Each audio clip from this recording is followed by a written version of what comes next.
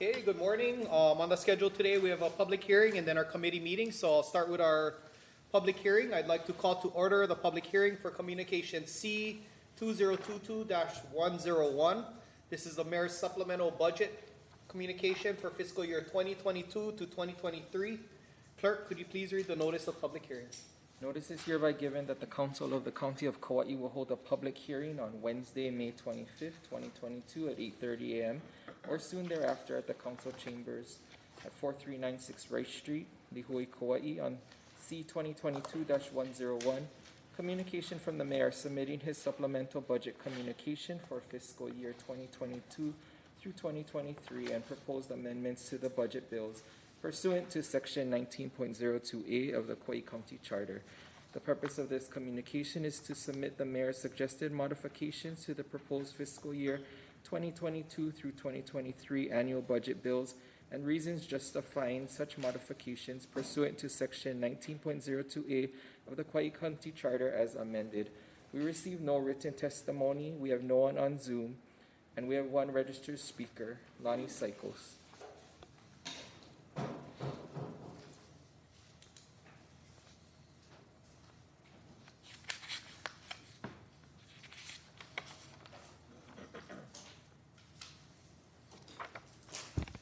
For the record, my name's Lonnie Psychos. I'd like to thank the council for all the hard work you put into the budget this year and every year. It's a daunting task, operating the finances of this county, and the same to the administration. All the different parties involved in this is a massive undertaking every year, and we thank you. However, the first axiom of politics is whoever controls the process controls the outcome. And so it doesn't matter what the stated outcome is supposed to be or would like to be if the parties involved in controlling the process want to have a different outcome. And so what I'm up here today for myself and the public to ask is, what are the policy objectives that are being fulfilled by all this different line items in the budget? And for disclosure, I don't own a TVR, and my personal employment for the last 47 years has been in or was based in Hawaii.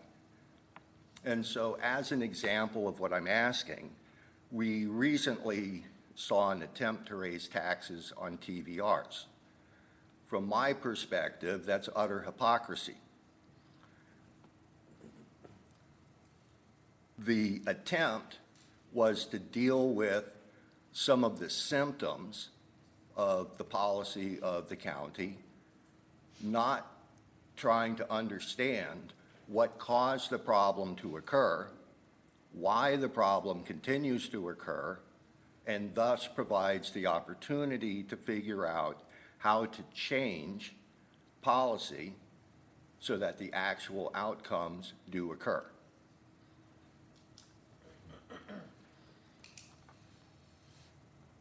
And so in regards to housing, which we have listened to the conversation about funding, the county did not require employee housing to be built for the 30 years that the tourism industry developed.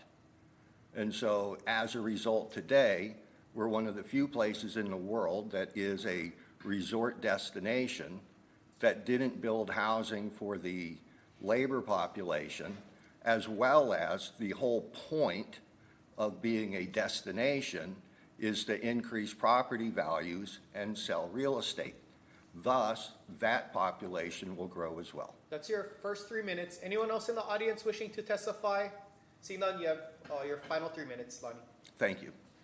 And so knowing that the population would grow, it, in hindsight, was a policy decision, whether it was actually made or whether it occurred solely through the lack of making decisions about anything. However it occurred, in hindsight, the decision was no employee housing was built. And today we're faced with the dilemma of a significant portion of our labor population doesn't earn enough money to rent in our economy. And so they're forced off the island. What's the solution to that? The solution to that is both the mayor and you guys are supposed to create policy. Now, to the public, I'm kind of a wonk, so I know the answer to the questions I'm about to ask. Basically, what's the financial policy in general for the county council, for the county? And so who would answer that question? I would expect it to be the chairman of the finance committee. But the rules of this county council are only the council chair is allowed to talk about policy. I believe that's correct, that the other members are not allowed to broach the subject without the permission of the chair. And so for the public, we can look in hindsight and see what policy was by what occurred. What we have no idea about is what the policy is today. And so policy is a word that comes out of the dictionary of politics, right? There's three types: regulatory, restrictive, and facilitating. Good policy has 7 characteristics, on and on, right? If you don't know all of this, take a political science 101 class. And so what the public doesn't know is what the policy is for any issue, whether it's housing, whether it's the ongoing expense of HR abuses of our employees, whether it's the transportation costs. What is the factual mission of the bus based on its scheduling? Homeless, economic development, on and on. We have no policies, thus we have no idea how to measure the value of our tax money when it's spent. So, council chair, policy, please. Thank you very much. Okay, thank you. This is public hearing, so there's no questions. No clarifying question, no? Yeah, Okay. not in the public hearing, yeah. Oh, okay, clarifying question. Clarifying question. I'm trying to understand what you're saying. Are you saying that that we don't have a collaborative approach between the mayor and the council? I mean, we have our general plan update, we have all these visioning statements. Correct. So you're saying we don't have a collaborative approach where the policy is developed? I'm just trying to get what you're saying because. Okay, so policy gives you the overriding guidance for housing. So policy would be, we will put some percentage of money from somewhere, somehow, right? And then policy is like your bureaucrats versus your technocrats. And then the policy gets turned into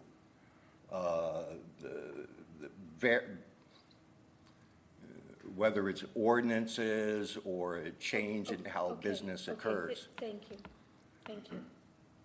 Any further clarifying questions for the members?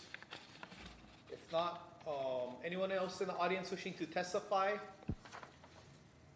Seeing none, if not, this public hearing is now adjourned. I'd like to call to order Committee of the Whole. Let the record reflect that all members, that we do have a quorum actually. Councilmember DeCosta is excused. I'd like to take the next few items in the following order. Committee of the Whole 2022-02, followed by Resolution number 2022-10, Bill number 2851, and Bill number 2852. All of these items relate to the fiscal year 2022-2023 budget and real property tax rates. As I mentioned previously, I'm asking that all council members hold their comments until we vote on second and final reading on these items, which is June 1st, 2022. We will have a total of 10 minutes to make our comments at that time. Clerk, can you please read the Committee of the Whole 2022-02, please? COW 2022-02, communication from Committee Chair Kanashiro transmitting the proposed increases to, deductions from, and other proposed amendments to the Mayor's fiscal year 2022 through 2023 annual operating and capital improvement projects budgets. Move to receive. For the public, this item is to receive a compilation of all the changes compiled by the Council Services staff, including any changes from the Mayor's original budget submittal from March to his supplemental budget communication in May. That will be incorporated into what will be the Council's fiscal year 2022-2023 budget. That will hopefully be approved later on in the agenda. There's no one registered to speak on the item. We received no written testimony. Anyone in the audience wishing to testify on this item? Anyone on Zoom wishing to provide testimony? Seeing none, all those in favor signify by saying aye. Aye. Those opposed, motion's carried. Next item. Resolution number 2022-10, resolution establishing the real property tax rates for the fiscal year July 1st, 2022 to June 30th, 2023 for the County of Kauai. Second.